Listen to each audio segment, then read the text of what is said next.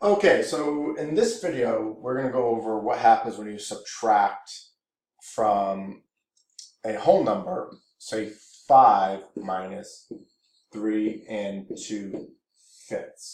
So this is a whole number minus a mixed number. This gets a little tricky, nothing to be concerned about, but it gets a little bit trickier because you have to do a little bit of work to be able to do this. You have to imagine that this is really 5 and 0/5, 5 and nothing, okay? Now, you cannot subtract 0 minus 2. This 0 minus 2 you cannot do. So you have to regroup this whole number, okay? What you should do is take away the whole from that 5, make it a 4. Then add that denominator. So if you take a whole away, you have 5 pieces left in your hand.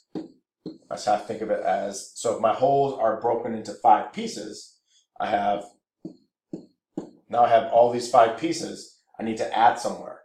I'm going to add these 5 pieces back up here. So instead of a 0, it would be 5. And I think we can agree I went from 5 to 4 and 5/5. Okay, well, 4 and 5/5 is one whole here plus 4 wholes gives you back to that 5. So these are actually equivalent. Okay, and now if I look back at my original problem, I can actually do the subtraction now. Let me clean this up for you a little bit. So I have 4 minus 3, which will give me 1. I have this 5 minus 2, which gives me 3, and I keep my denominator of 5. So that's the down and dirty of it. Let's do another one.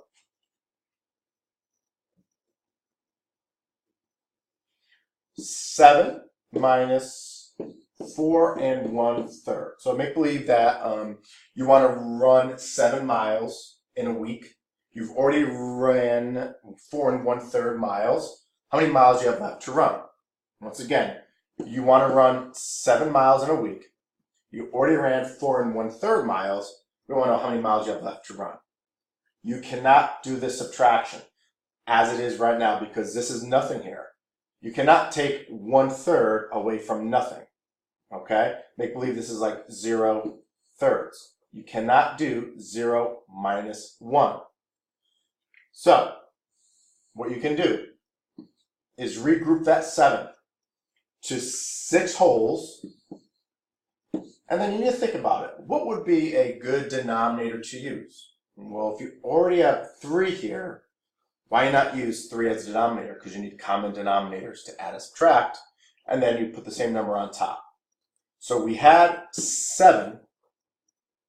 Let's see, we have 6 wholes and 3/3, which is 1 whole.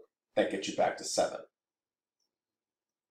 Now I can do the subtraction. I can do 6 minus 4, which gives me 2. Keep my denominator of 3, and I can now do 3 minus 1 and get 2.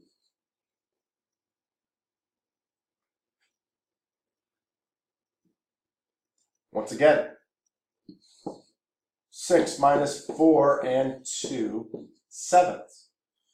I cannot do this subtraction right now. This does not equal 2 and 2/7. It does not equal that. You cannot subtract 2 right here. You cannot subtract 2 from that 0. We need to regroup. So the key really is when you start with a whole number, you need to regroup. When you start with a whole number like this, you need to regroup your number. So instead of writing 6, I'm going to write 5. Ooh, my denominator is 7, so I'm going to keep 7 as my denominator, and I'm going to put a 7 on top.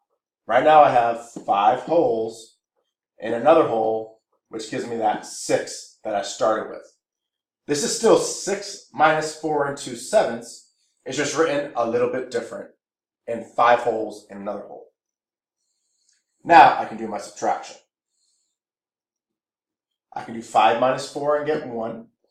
I can do 7 minus 2, get 5 over 7. 1 and 5/7.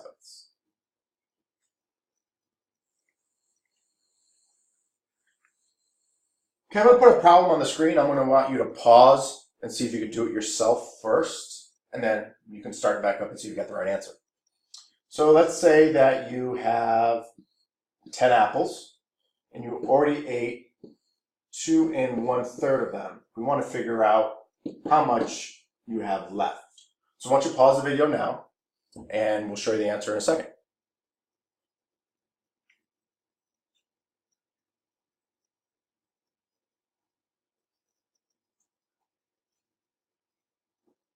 Okay, so right now I'm going to show you what this should look like. Hopefully you realize that you cannot do this right now. You cannot subtract this 1 from that 0. You cannot do 0 minus 1. So hopefully you realize that you need to regroup this 10 somehow. So I'm going to kind of erase this 10, and I'm going to say to myself, how can I rewrite that 10 so it's a whole number and then a fraction?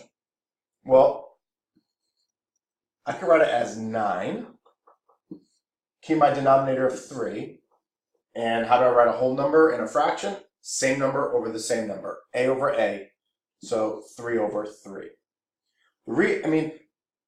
9 and 2 over 2 is equal to 10. 9 and 5 over 5 is equal to 10. 9 and 1 over 1 is equal to 10. 9 and 7 over 7 is equal to 10. But the reason why I'm using 3, and I think you realize that by now, is because I already have a denominator of 3. Why change it? If I need to subtract, I need common denominators. I might as well just use common denominators from the step 1 and be able to do that. So 9 3/3 minus 2 1/3. I can do 9 minus 2 and get 7. Keep my denominator of 3. 3 minus 1 is 2. 7 2/3 is my answer. Once again, this 9 3/3 equals the 10 that I started with. It's the same thing, they're equivalent. You have 9 wholes and another whole. You need to regroup if you start with a whole number. Okay, pause the video. We're going to do another one. Let me show the problem for you first. Show the problem to you first. Let's do 5 minus 3 and 3/8. 5 minus 3 and 3/8. Go ahead and pause the video. Figure out what that answer is.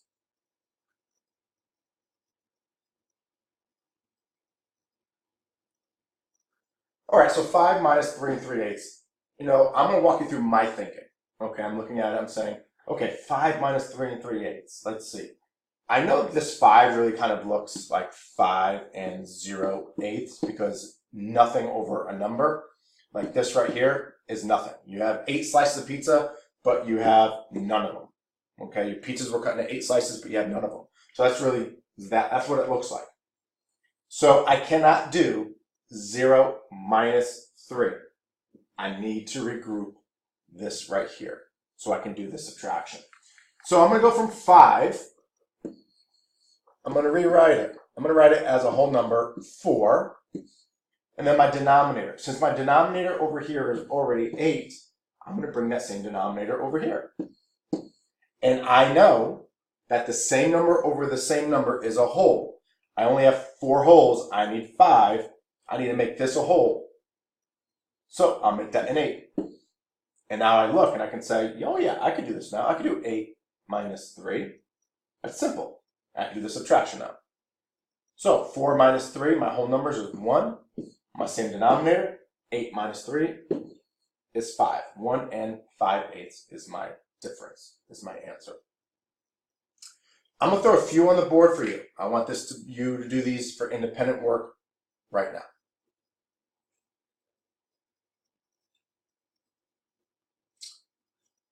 Okay, I'm going to want you to do this as independent work, but first let me say one last thing before I say goodbye in this video. If you subtract a mixed number minus a whole number, you are good to go. You don't have to do anything crazy here. Because this is like 0/5, you can do 1 minus 0. So when you have a mixed number first, a mixed number minus a whole number, you can just go right into subtracting. You don't have to do anything. So make sure you remember that. When you have a mixed number first, you can subtract right away. So I have 10 minus 5, which is 5. 1/5 minus nothing is 1/5. And there's your answer. Once again, when you start with a mixed number first, you can subtract right away because you can do 3/5 minus nothing. You are able to do that. So when you have a mixed number, you can subtract by a whole number right away without any kind of regrouping. So 13 minus 7 gives you 6. 3/5 minus nothing is 3/5. Okay, keep that in mind. I'm going to go back to your work here. Please get this done and hand it in. Thank you.